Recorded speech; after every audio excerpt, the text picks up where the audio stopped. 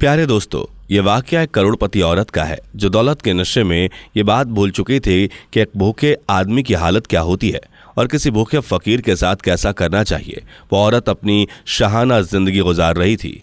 दिन गुजरते जा रहे थे। एक दिन वो अपने घर वापस लौटी तो थकी हारी और भूख से निढाल नजर आ रही थी।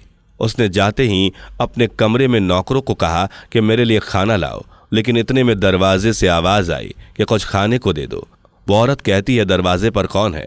जब दरवाजे पर देखते हैं तो एक फकीर खड़ा होता है।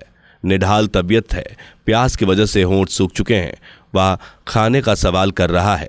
नौकरों ने जब औरत को बताया कि एक फकीर है और वह खाना मांग रहा है, उस औरत ने इंतहाई गुरूर के साथ कहा, इसे कहो कि यहाँ से चला जाए, अभी तो मैंने खुद भी खाना नहीं खाया है।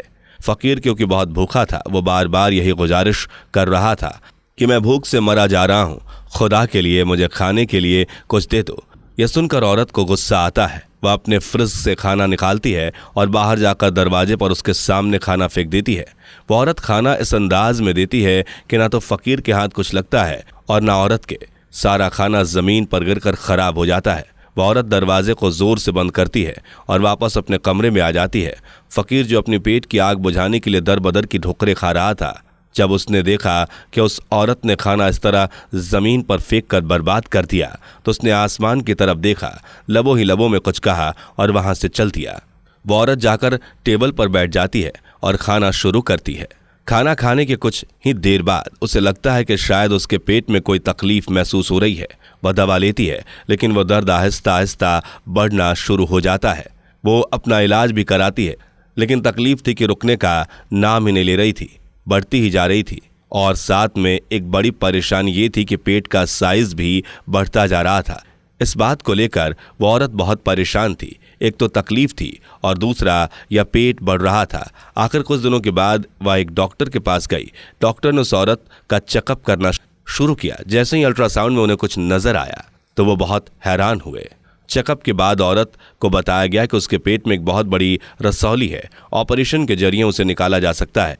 आखिर फैसला किया गया कि ऑपरेशन कर दिया जाए। ऑपरेशन करके पेट से रसौली निकाली गई तो सब लोग देखकर हैरान हो गए। यह एक बहुत बड़े साइज की रसौली है और मुमकिन था कि चंद दिनों के अंदर अंदर इस औरत की जान भी जा सकती थी। सब लोग हैरान थे कि आखिर इतनी जल्दी यह रसौली कैसे इतनी बड़ी हो सकती है। लेकिन वह औरत दिल ही दिल में समझ गई और अपनी गलती को याद करने लगी। कुछ वक्त पहले उसके दरवाजे पर एक फकीर आया था। इस फकीर ने खाने को कहा था, लेकिन उस औरत ने गुरूर और तकव्वुर में आकर अपने फ्रिज से खाना निकालकर उस फकीर के सामने इस तरफ फेंका था कि ना तो वह फकीर के काम का रहा, ना उस औरत के, बल्कि वह सारा खाना जमीन पर गिरकर बर्बाद हो गया था। और इसी खाने की बेहुरमती की वजह से उसको यह सजा मिली। हमें भी इस बात से सबक सीखना चाहिए और भूखे इंसान को नहीं सताना चाहिए। दोस्तों, एक तरफ वो औरत थी, जबकि दूसरी तरफ वो औरत भी होती हैं जो काफ़ी दौलत रखने के बावजूद भी घमंड नहीं करती। जैसे बयान किया जाता है कि एक गांव में एक नेक परहेजगार औरत रहती थी। वह बहुत ज़्यादा सखी थी। वह इतनी नेक दिल, इतनी मेहमान नवाज और इस कदर गरीबों पर खर्च करने वाली थी कि लोग उसे हातिम ताई की बेटी कहते थे। वह गाँव सड़क के करीब में था। वहाँ पहले कोई बस स्टॉप नहीं था, ना ही उस गांव में बस आती थी, लेकिन लोगों के आने जाने की वजह से आहिस्ता आहिस्ता सड़क के ऊपर बस स्टॉप बना दिया गया। आसपास के गांव के लोग 5-5, 10-10 मील चलकर वहां आते और कारोबार के लिए शहर जाया करते थे। कभी कभी ऐसा होता था कि बस का वक्त खत्म हो जाता तो उन बेचारों के पास वहां रुकने के लिए कोई इंतजाम नहीं होता था, इसलिए वो उस रात को बैठकर गुजारते थे, भूखे प्यासे रहते थे। अगर औरतें साथ होती तो और ज्यादा परेशानी होती थी। इस औरत ने महसूस किया कि यहाँ तो इनके लिए कोई इंतजाम होना चाहिए। चुनाचे इस नेक औरत ने अपने शौहर से कहा, क्यों ना हम लोगों के आराम के लिए एक मेहमान खाना बनवा दे, ताकि वे लोग जो रात को आगे या पीछे नहीं जा सकते वह आसानी से रात गुजार सके और वह अगले दिन अपने काम के लिए रवाना हो जाया करें। शौहर को यह बात पसंद आई। चुनाचे उसने मेहमान खाना बनवाया, एक आदमी रखकर उनके लिए खाना पकाने का बंदोबस्त कर दिया। अब लोग आने जाने लगे और जो लोग आगे पीछे नहीं जा सकते थे वह रात के वक्त वही खाना खाते और आराम से सो जाते, फिर रात गुजार कर सुबह अपने काम के लिए चले जाते। यह सिलसिला बहुत वक्त तक चलता रहा। चुनाचे किसी जालिम शख्स ने इस औरत के शौहर को यह मशवरा दिया कि आपकी बीवी तो आपको कंगाल कर देगी, रोजाना इतना खाना पकता है, फालतू लोग आकर खा जाते हैं, ऐसी सखावत का भी क्या फायदा। जब दोस्त ने शौहर को बार बार मशवरा दिया तो शौहर के दिल में भी ये बात आ गई कि भाई यह तो वाकई लोगों ने तमाशा बना लिया है, रोज़ आते हैं और खाकर चले जाते हैं।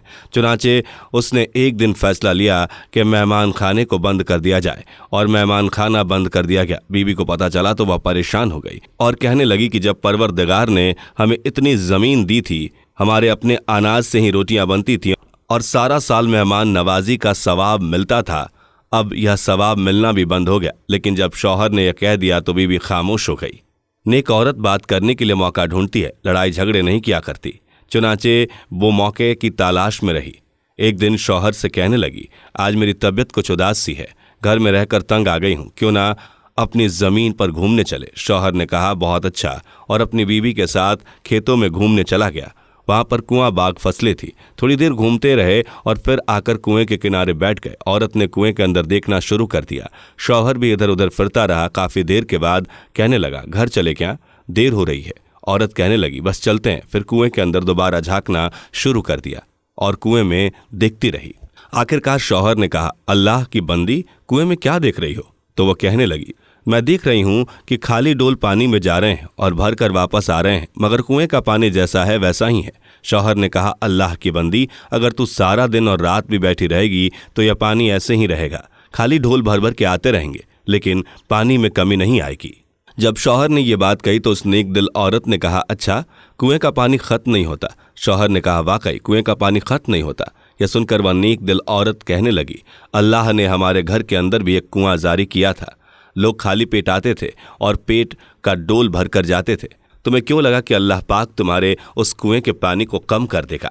बीवी की बात सुनकर शौहर के दिल पर ऐसी चोट पड़ी कि वह समझ गया और कहने लगा कि मैं मेहमान खाने को दोबारा जारी करता हूँ। लिहाजा शौहर ने मेहमान खाने को दोबारा जारी कर दिया। कहा जाता है कि वह औरत जब तक जिंदा रही उस इलाके में वो मेहमान खाना जारी रहा। लोग आते थे और खाना खाते थे, दुआएं देते थे, अपने सफ़र पर चले जाते थे। प्यारे दोस्तों, अल्लाह पाक सदका खैरात करने को बहुत पसंद करता है और सदका करने से इंसान बहुत सारी बलाओं और मुसीबतों से बच जाता है।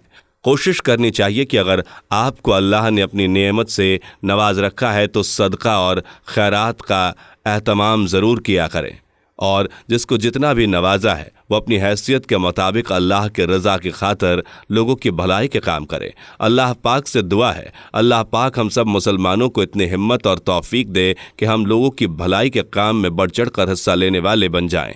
अल्लाह ताला हमें नेक रास्ते पर चलने की तौफीक अता फरमाए। आमीन, अल्लाहुम्मा आमीन। दोस्तों, अगर आपको वीडियो पसंद आई हो तो लाइक ज़रूर करें और हमारे चैनल को सब्सक्राइब कर लें।